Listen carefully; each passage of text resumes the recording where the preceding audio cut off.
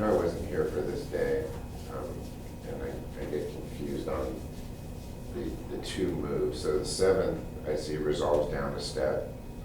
Yeah. It becomes a third, I see that, but I keep missing the leading tone one. Does that have to do with the leading tone going into the second chord? Yeah, the leading tone, this is sort of like an artificial leading tone. You know, because it's not the leading tone in the key of G minor. Right. You know, the leading tone in the key of G minor is F sharp. But we've created a temporary leading tone by making this B natural. Right. So that leading tone.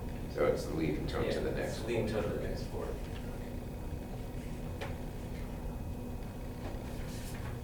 I like that term, artificial leading tone. It's not a real leading tone. It's just confusing when you go, when the seventh is not the leading tone. Yeah, I know, yeah. And also in the, you know, the whole thing about the seventh resolved down by step, people are thinking the seventh step of the scale, you know, that whole thing too. Right. The terminology can really be a killer sometimes, you know. And it even, you know, I might even misspeak sometimes, so don't be freaked out if I say something and you think that doesn't make any sense at all if you know it's right. Because the rules are easy, I mean, Yeah. it's just, I get confused where it is the seventh, the leading tone. Yeah, Right the now, rules are it makes easy sense, right? and pretty consistent, you know. That's the good thing about harmony, you know, it's consistent and the times that you don't follow the rules are so few, it's pretty easy to get around. But just knowing that we're talking about the seventh, if you were to go to the next chord, where you hit seventh, would make sense. Yeah, Okay. 5, 4, 3 of 3. 5, 4, 3 of 3. 2. Maybe we don't.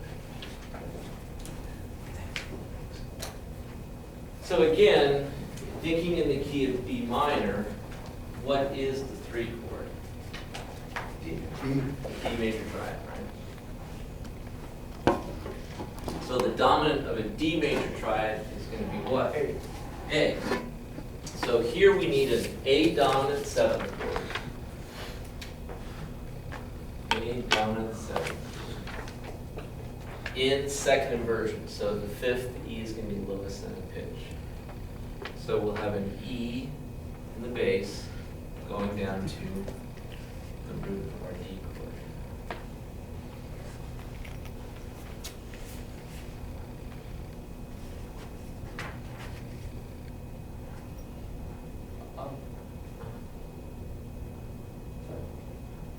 And so then we can just, you know, we can do any other combination of notes.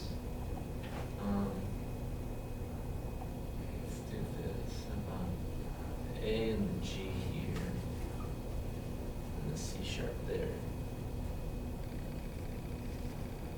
Now remember this, so this 5 of 3 in a minor key is the one diatonic secondary chord, just like I was pointing out in C minor, you know. This chord, an A dominant 7th, is actually diatonic to the key of B minor. But because it has such a strong pull towards a D major chord, we're going to call it 5 of 3. Okay? So there's no chromaticism here. I don't need to add any sharp here. The C sharp is already there in the key signature, and everything else would be a natural tone. But then just like everything else, normal stuff, 7th resolves down by step, leading tone resolves up, and we'll just keep the common tone, the A there, to get a nice, happy D major triad.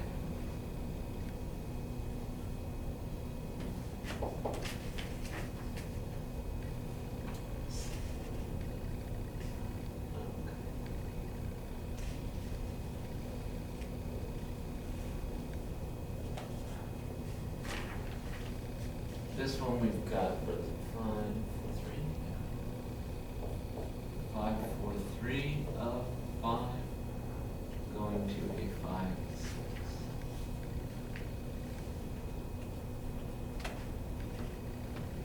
6. So what is 5 in the key of G minor? I mean C minor, sorry, C minor. G, yeah. G, so this is gonna be a G major triad, right? Because it's a capital 5. So it's G major triad, so that's this one, and we're gonna need natural. And since it's in first inversion, we're gonna have this. Natural there. Now, having said that, well, and then this is a 5-4-3 of 5. So that's a D dominant 7, and the A is going to be in the base, right? So this, the 5 of 5 would be a D dominant 7th chord, and the 5th would be the A. Oh, you know, there's a problem with this one. Now I remember this. We'll see what it is. That's second inversion, right? Yeah, second inversion. Yeah. That's a good. It's a good one, but it's actually not correct. It's going to need a, well, we'll see the problem when we get to it. But we don't need a 7th second chord, right? Yeah, we don't need a 7th in the second chord because there's no, it's just a triad. Yeah, we could, I mean, if you were just writing it, you could put one in there.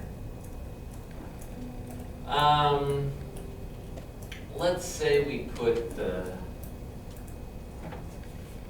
C in the soprano, F sharp here, D here.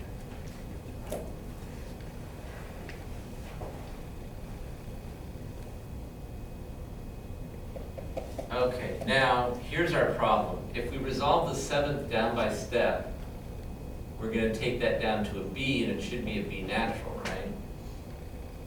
But then we've got a doubled leading tone, which is bad. Okay.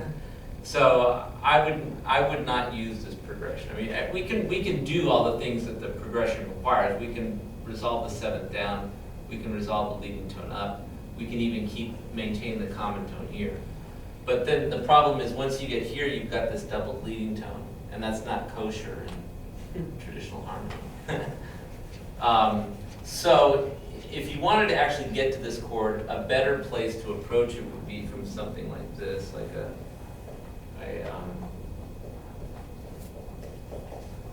5-4-2 of 5, 2 of 5, 6.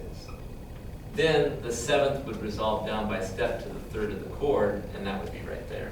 Does that make sense? So since we have the 3rd of the chord in the bass, the better way to approach it would be from the 7th resolving down to the 3rd. Rather than when you set this up, then you kind of set yourself up for a double leading tone. That's not good. So like I said, for an exercise, we can resolve it like this. You would grade it as okay. Hmm? You would grade it as okay. No, I would grade it as okay, but I would have to point this out and actually, if I give this exercise to the class, I'd have to correct it, you know? I mean, I have to say, let's change that, let's make it to a root position 5 or something else, rather than a 5 in first inversion. Or let's approach it from the 5-4-2. That would probably be the better exercises. Let's approach it from the 5-4-2 so that the 7th resolves down by step, and then we can still do all the other stuff